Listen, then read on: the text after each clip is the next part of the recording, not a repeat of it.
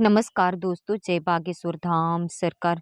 दोस्तों, खरतिला एकादशी का व्रत भगवान विष्णु जी को समर्पित होता है।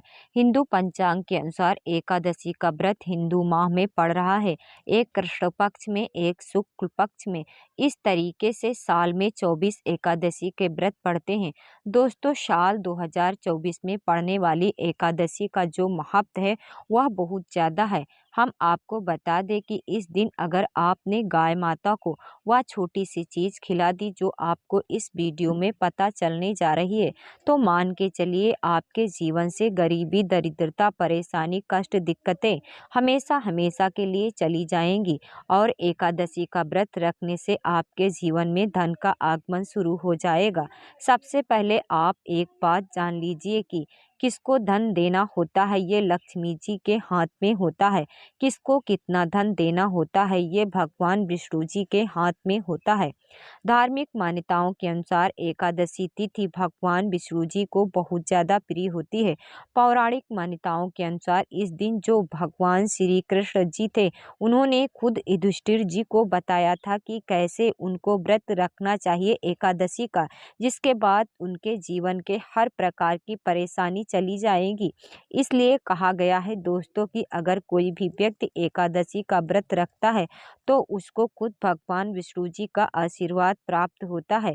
एकादशी रखने से हमारे पुनर्जन्म के जो पाप होते हैं वह धुल जाते हैं। माना जाता है कि हमें भौतिक सुखों की प्राप्ति होती है और आर्थिक तंगी से हमेशा के लिए छुट्टी मिल जाती है।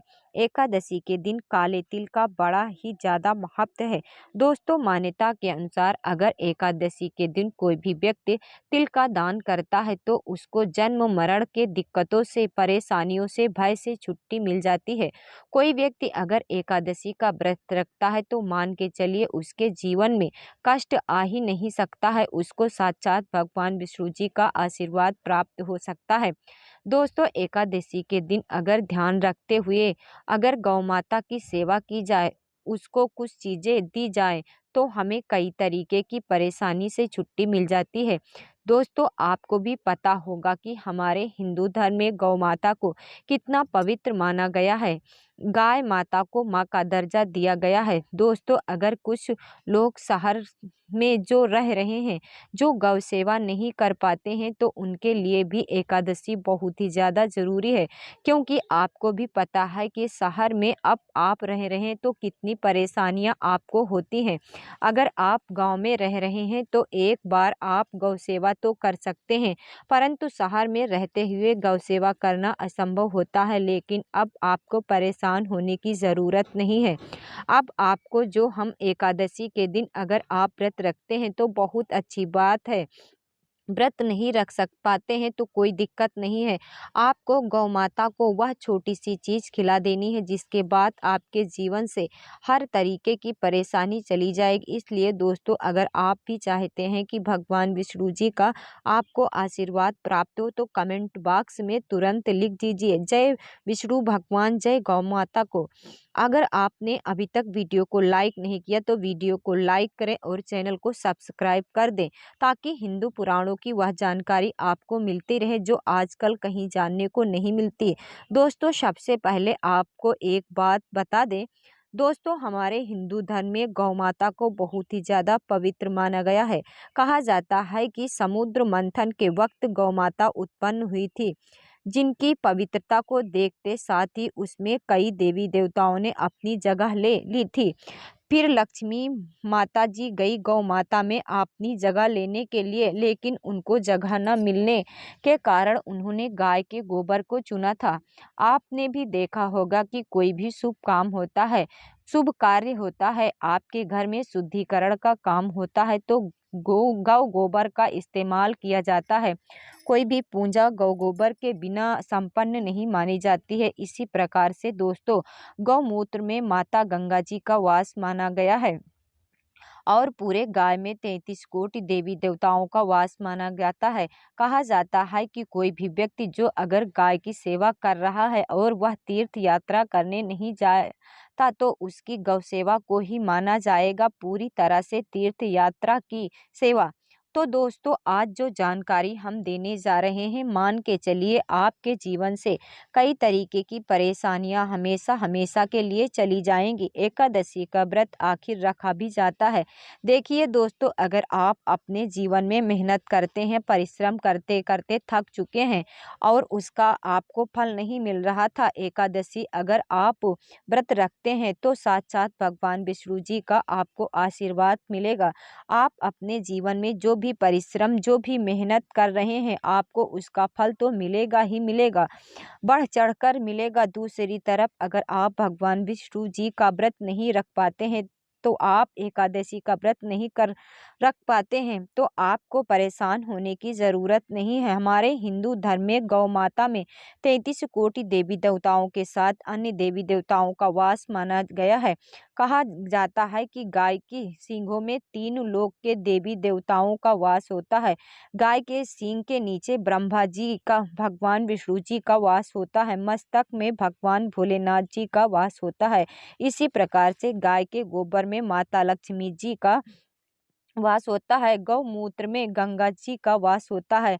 आज तो हम आपको क्रियाओं को एक एक करके बताने जा रहे हैं। इन क्रियाओं को अगर आप सही समय पर सही तरीके से कर लेते हैं, तो मान के चलिए गौ माता के आशीर्वाद के साथ आपको 33 कोटि देवी देवताओं का आशीर्वाद मिलेगा, भगवान विष्णु जी का आशीर्वाद मिलेगा और आपके जीवन से हर तरीके की परेशानी चली जाएगी। इस बृहस्पतिवार को पड़ने वाली एकादशी का दिन बहुत ही ज़्यादा ज़रूरी है, क्योंकि ये साल का पहला एकादशी है। और एक बात ध्यान दें दोस्तों, वास्तु शास्त्र में कहा गया है कि अगर आप घर बना रहे हैं तो घर की नींव को बड़ा मजबूत कर लीजिए। कहने का तात्पर्य यह है कि साल के पहले एकादशी अगर ठीक तरीके से पूजा की जाए तो भगवान विष्णु जी का तो आशीर्वाद मिलता ही मिलता है, लेकिन 33 कोटि देवी देवताओं के आशीर्वाद से आपके जीवन के कई तरीके के जो कष्ट हैं वह हमेशा हमेशा के लिए चले जाते हैं। इसलिए इस वीडियो को लास्ट तक, अंत तक देखिएगा, क्योंकि जो उपाय, साधनाएं हम आपको बताने जा रहे हैं, इनको आपको सही तरीके से करना होगा। और उनको अगर आप सही तरीके से कर लेते हैं तो आपके जीवन की कई तरीके की जो वह परेशानियां हैं चुटकियों में ख़त्म हो जाएंगी। लेकिन अभी तक आपने वीडियो को लाइक नहीं किया तो वीडियो को लाइक कर दीजिए। अब एकादशी का दिन पड़ रहा है, वह भगवान विष्णु जी का ही दिन होता है और आपको यह पता है कि कृष्ण भगवान जी भगवान विष्णु जी का ही अवतार थे। गौ माता में साक्षात भगवान विष्णु जी का वास करते हैं और कई देवी देवता वास करते हैं। अब मान लीजिए आपने कर्जा लिया था दोस्तों, कर्ज आपने इसलिए लिया था कि आपने व्यापार को चालू कर सके, आपने प्रॉपर्टी को बना सके, लेकिन आप उसके मायने जाल में फंसते चले जा रहे हैं। तो आपके लिए बड़ा सरल सा उपाय बताया गया है। एकादशी के दिन गौ को अगर 11 हल्के हल्के सफ़ेद नमक करके आप खिला देते हैं, बहुत हल्का सा चुटकी भर नमक डाल करके खिला देते हैं, तो जिस कार्य के माया जाल में आप फंसते हुए चले जा रहे थे, उस कर्ज के माया जाल से आपको हमेशा हमेशा के लिए छुट्टी मिल जाएगी। उस कर्ज से जहां आपको एक तरफ छुट्टी मिलती है, जो आपके घर पर धन आ रहा था वो टिकता भी है।